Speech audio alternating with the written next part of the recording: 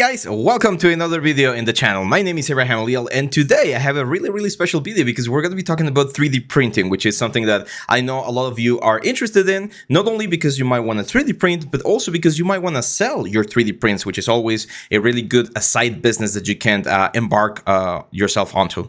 So before we do that, before we jump onto this video, because it's probably going to be a little bit longer than usual, I just want to remind you that you can check all of our information, all of our classes, all of our courses. They come free with a Skillshare subscription, and you can have a free trial of this Skillshare subscription if you hit this link down below.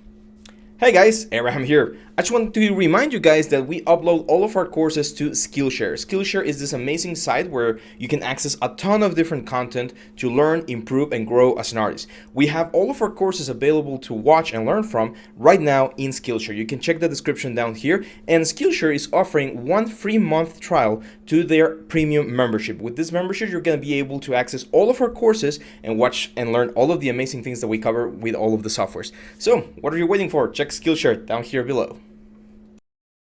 There we go. So I have this skull right here. This was done by my good friend and assistant Isaias. He is helping us with some of the stuff here at the studio, and he did this very cool, like cow looking skull. We of course stylized this a little bit more, and now we're going to convert this into a scatter terrain. So what's a scatter terrain? Well, in the gaming nowadays, tabletop miniatures and stuff like Warhammer, Lord of the Rings, Dungeons and Dragons, Pathfinder, all of those guys, you sometimes would like to print your stuff to have a more immersive experience.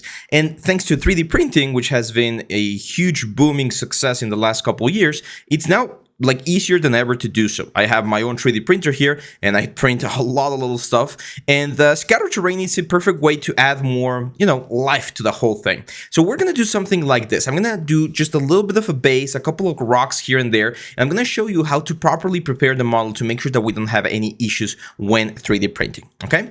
So first of all, let's do a small blocking. I'm gonna start with a cube. Let's turn the visibility on. We're of course doing this inside of Zbrush, but you can do this in pretty much any sculpting software, even like Blender, Forger, stuff like that.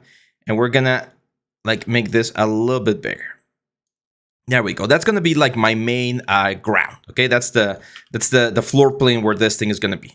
I'm gonna go to this thing right here, and I don't want this to be perfectly symmetrical, so I'm gonna rotate a little bit and move it around like this. It's gonna be kind of like inside of the ground, right? Like we want this thing to be kind of like lost in time, and the heroes will be just like approaching this thing from whatever side. Now this guy right here, I don't want this to be a square. I want to give it a little bit of an asymmetrical look as well. So I'm gonna go to my knife curve. I'm gonna press Control Shift, click over here, knife curve. I'm gonna dynamesh this, very important. And now we're gonna start just like removing some of the bits and pieces from the element like this. Okay, that's gonna give us a nice like working area for the whole thing. Now, usually, I'm gonna go now with my tablet. I'm gonna use Trim Dynamic. Usually, you want to have a little bit of a slanted surface here as we go closer to the character. And the reason is, if you are playing with miniatures and they're on the border, they can fall and they can break, right? So by smoothing this out, you can create a softer transition where you can have the miniatures at the slanted effect. You could also go here with like the knife brush, which might not be a bad idea, and just like remove a little bit of the elements. Of course, we need to do this from different angles.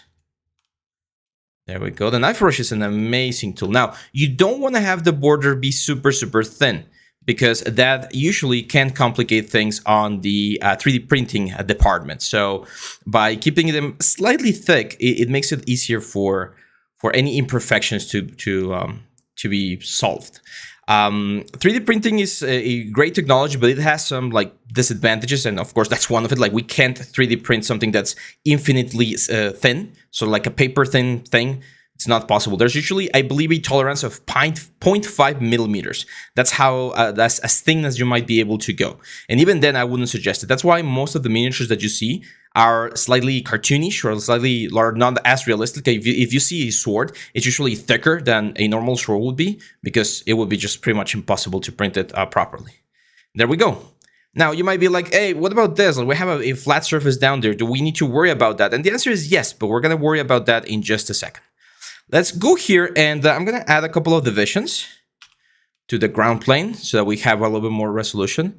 I'm gonna just like clean a little bit of the border there. I don't have like a sharp border. You can smooth, that's fine. Just again, be careful with those like super sharp lines right there, because they can be problematic on the 3D printing side of things. There we go.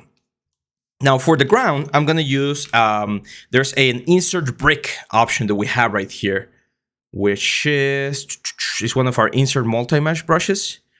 And where is it? Tune Zipper, Boolean Basic, or am I dreaming and that's not included on the basic ones? I was pretty sure it was included on the basic ones. But if it's not, no problem, we can make our own. So I'm gonna go over here, I'm gonna select a cube. I'm gonna make this a polymesh 3D. Let's do something like this to make it like a brick. I'm gonna Dynamesh. Oh please, my don't crash Zbrush. We just started. I just started. This is the. There we go. Let's do a over here on this one. Let's do a very quick save. There we go. It's literally the first thing I'm doing today, and it would be a shame if it crashed. Again, trim dynamic just to flatten the borders a little bit,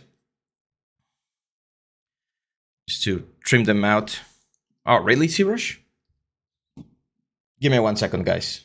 There we go. I don't know why it's having so much of a trouble here. It's really weird. Again, usually you want to have a little bit of like bevel everywhere. Hard like corners are complicated to work with 3D printing because they create really thin lines that need to be supported. And it's just easier to kind of like bevel everything, damage everything. No, that doesn't have to be like perfectly damaged or perfectly beveled, but just in general. There we go. Let's go a little bit more aggressive there. That's it. We've successfully created a nice little block. Now I do want to add a little bit of texture because one of the cool things about 3D printing is that you can add a lot of detail, and if you have a powerful 3D printer, you can get it. There's a very common, there's these brushes, they're called the orb brushes. I've mentioned this before. If you look for them, orb brushes in Google, they're by a guy named, I think it was Raul Ortega. He used to work at Blizzard. I'm not sure if he still works at Blizzard, but as you can see right here, it has these textures that are really good for stone, and I can very quickly create a nice little brick here. Again, I'm not worried about the change in silhouette because the 3D printer can really handle it. And that's it. Now I'm gonna press B, or actually I want to decimate this because it's a little, that's fine. That's fine. I'm gonna press B and I'm gonna say create insert mesh. I'm gonna create a new insert mesh, and there we go. We have our new insert mesh right here. So we go to this one. We need to delete the subdivisions. So I'm gonna delete lower, and I'm literally just gonna start like drawing bricks on top. Now be careful because when you go back, you get this sort of like weird effect. So make sure you know how you want the bricks before. You can of course move them, you can rotate them. Having a little bit of overlap is fine. It's actually, I would encourage it, to be honest. For instance, on that one, I'm gonna mask it, invert the mask, and I'm just gonna move it down because that way we kind of like paste both objects together, or we're pasting both objects together. And we don't have any like negative spaces that 3D print will like struggle with. We're still gonna Dynamesh and stuff, but just make it a little bit easier. So for instance, I think it would be cool, again, thinking about it like this as a scatter terrain, I think it would be cool if we create like a little bit of a wall here. Kind of like a little bunker. Right there.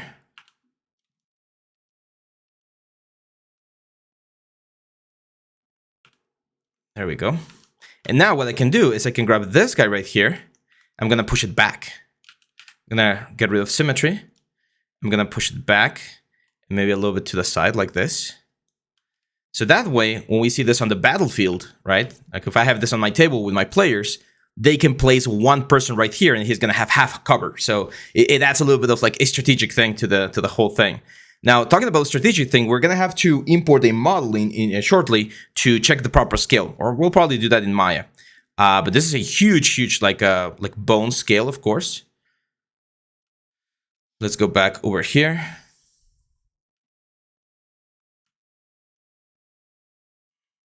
And I go subtool, change back here. Then I want to add like one more like block right there. As you can see, I'm also overlapping the blocks with the ground so that we don't have as much issues. Now we can start like doing a little bit of things with the ground. For instance, I can just add like a little bit of dirt here around the blocks. My players right now, they're playing on a snowy campaign. So I imagine this could be like snowbanks. I'll show you how to do like a little bit of snow on the top in just a second. We can, of course, smoothen this out.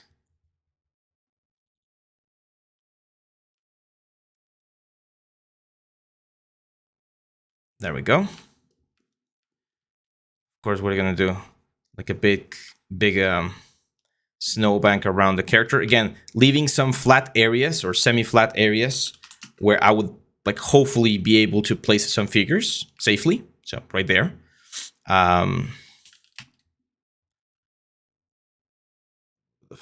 Snow right here.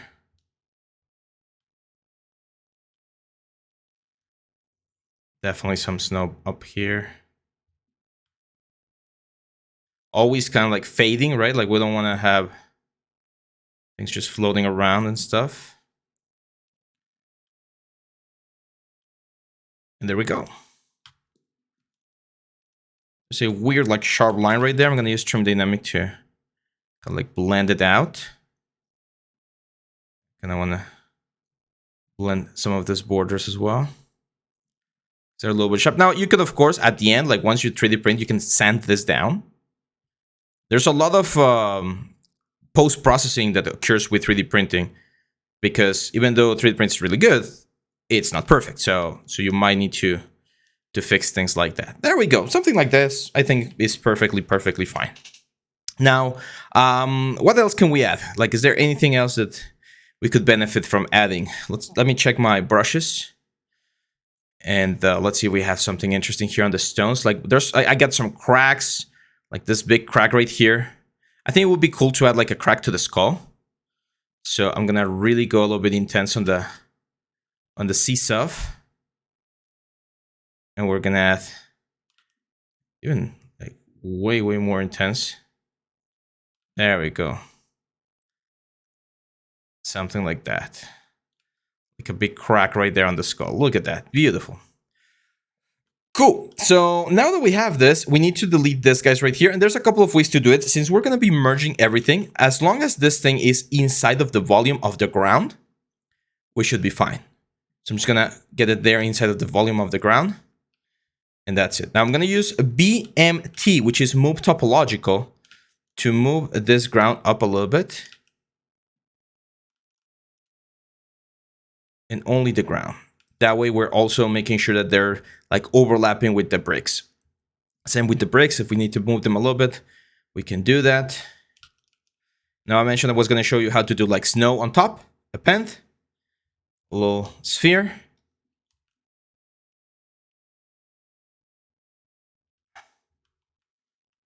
And we just use our move brush to create like a little snowy shelf sitting on top of the bricks like this. And again, that thing is going to be it's going to be overlapping everything. In 3D printing, you can overlap a lot of stuff, which is great. Let's Dynamesh.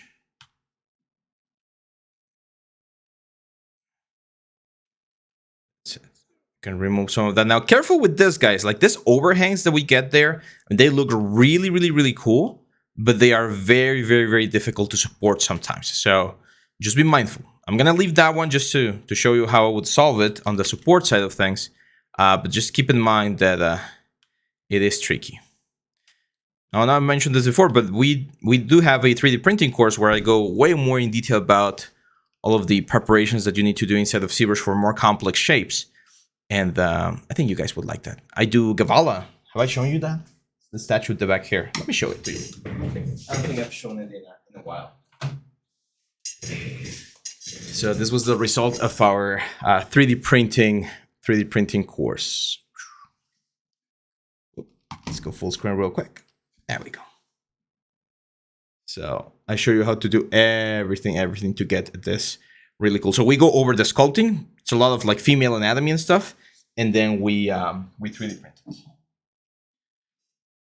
Cool. So now we're ready. We're ready to go into the 3D printing side of things, which is merging this.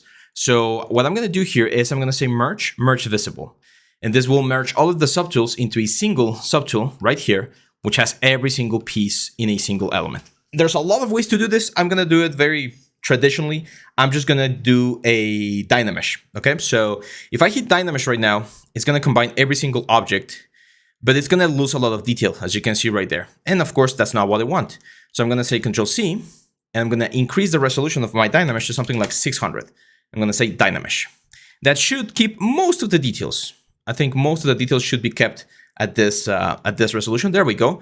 3.8 million polygons, and pretty much all of the details are there. Our snow, everything. Everything is just, it's ready. Okay, so now what we need to do is we need to decimate this, because if we were to bring this super high res element into any of our slicers, it wouldn't work. So I'm going to say C plugin, decimation master, and we're going to pre-process the tool first.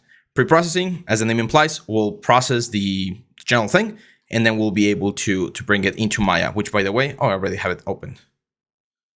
Let's open a new scene. There we go.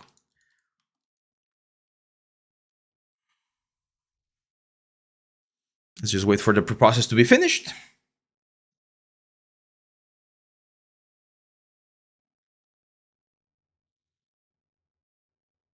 A couple more seconds.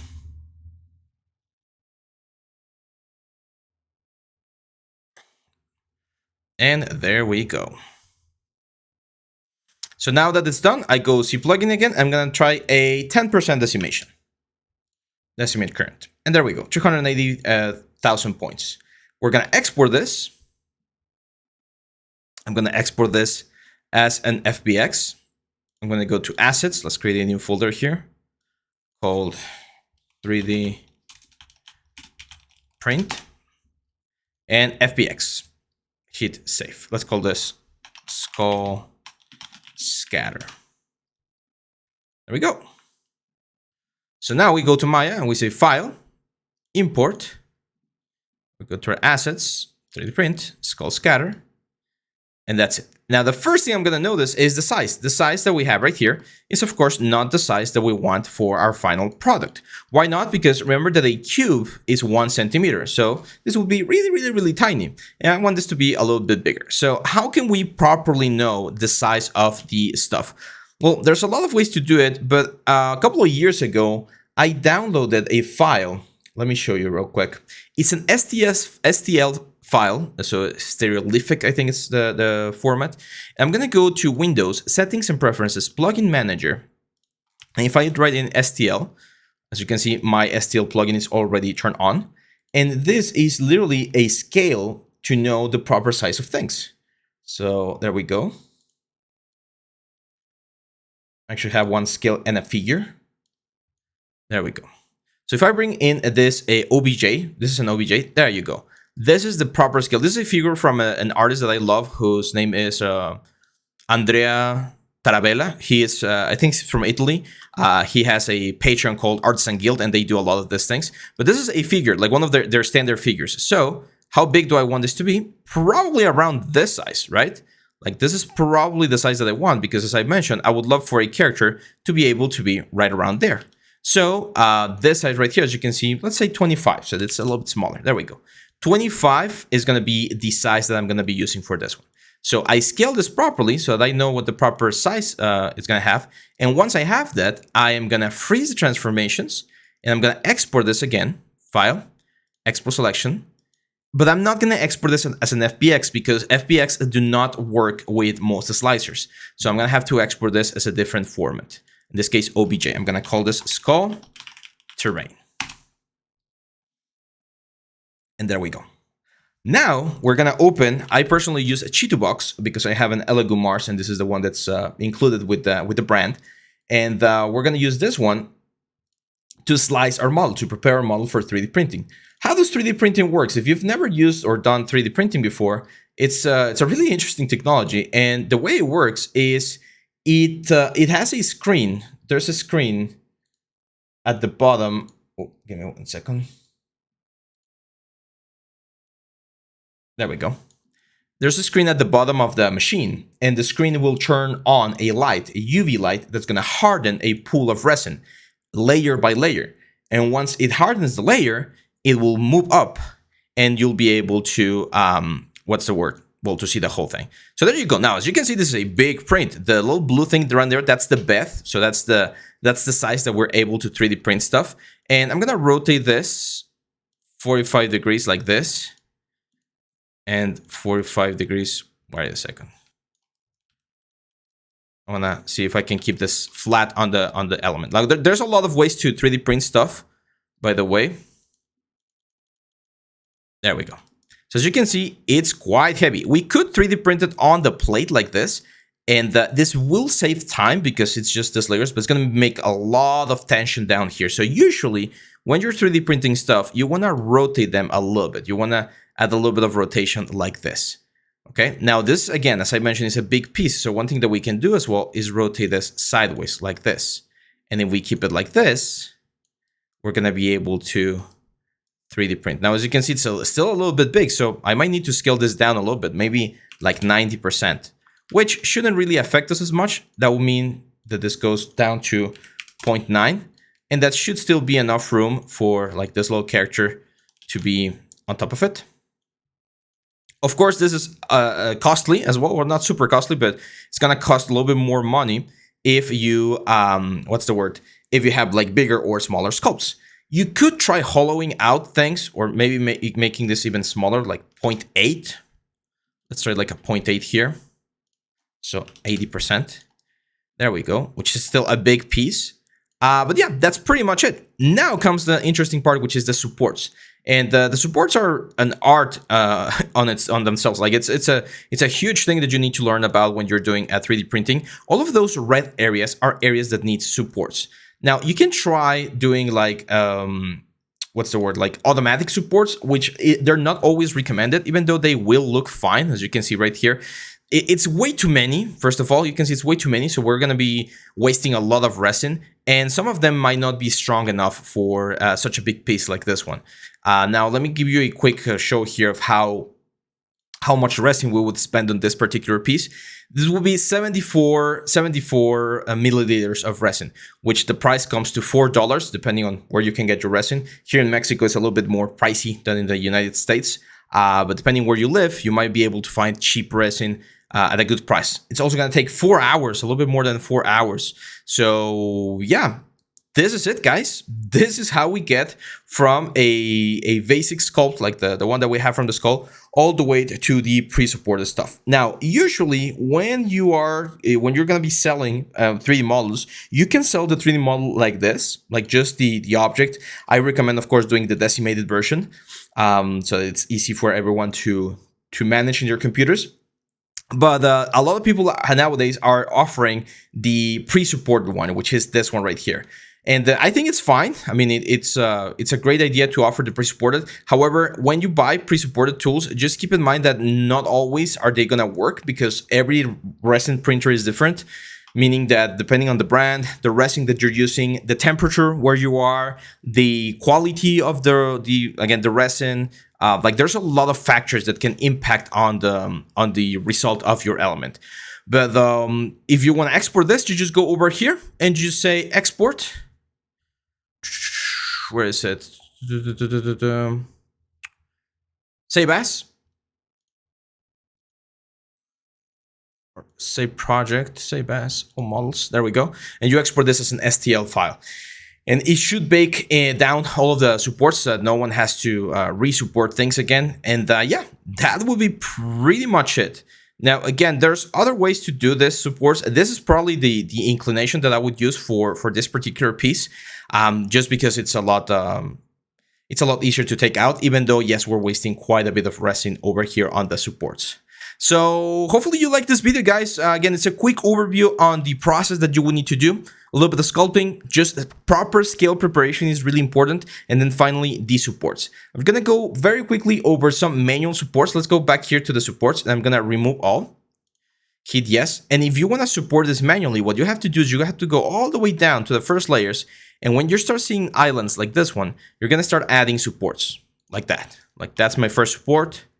And then all of that red line, you usually want to support that. And I'm going to use heavy supports. They're going to break the border, but again, I'm going to sand it down later. So something like that. Same thing here. A couple of like big supports. I like to use big supports at first. And then after we have like a good base, let's add a couple more here and there. Keep going higher. Now, all of these remaining sections right here, I would probably add just a couple of like big pillar supports around the edge just to give it enough strength overall. But we don't need as many supports as what the machine was suggesting. So we can go with medium supports and just add a couple of extra supports along the surface. I'm just doing this randomly. Again, you can create like scaffolding. If two supports are really close to each other, they're going to create scaffolding, which of course is going to give them a little bit more support. Now over here, all of this red islands as well, definitely want to support them. And again, if you start like going down and you see when an island starts, you can use your arrow keys as well with this software. There's going to be points like that. See that? Like that island right there, it just appeared in thin air. So if this doesn't have a support, it's going to fail on the plate. So you need to add a support right there, at least one. But since I know that it needs, or it has more mass, so you can see all of that, it might not be a bad idea to add a couple more supports on that area. And once this thing sticks to the main like surface right there, you're fine. Okay, that's usually the way we prepare the support. So you just go little by little, and you make sure that every single island, like see that one right there, super small island. You definitely want to support that small island right there. So it grows with a support, and then once it sticks to the main shape, you're fine. That's why I was very careful to make sure that every single object was overlapping, because overlaps make it a lot easier for the whole preparation things. So yeah, that's it, guys. Now we will be ready to 3D print. I'm gonna see if I can 3D print this one. I can't promise you anything because I am running a little bit low on resin and I have other things to print. But yeah, this will be the proper preparation. Now, this model you can upload to places like My Mini Factory, Gumroad, if you have a Patreon, and you can sell this. How much would I sell this for? Probably like $3, $4, $5 maybe, depending on how much time I spend on the whole like sculpting process. And believe me, there are people out there, myself included, that would buy models that are really well done for our stuff, because even though in my case I can make a lot of stuff, I don't have the time to do it always. So sometimes it's easier just to buy a $2, $3 model and print it for my games. So that's it, guys. Hope you like this video. Please let me know in the comments. I will be really interested to know what your thoughts are. And yeah, I'll be seeing you on the next one. Bye-bye.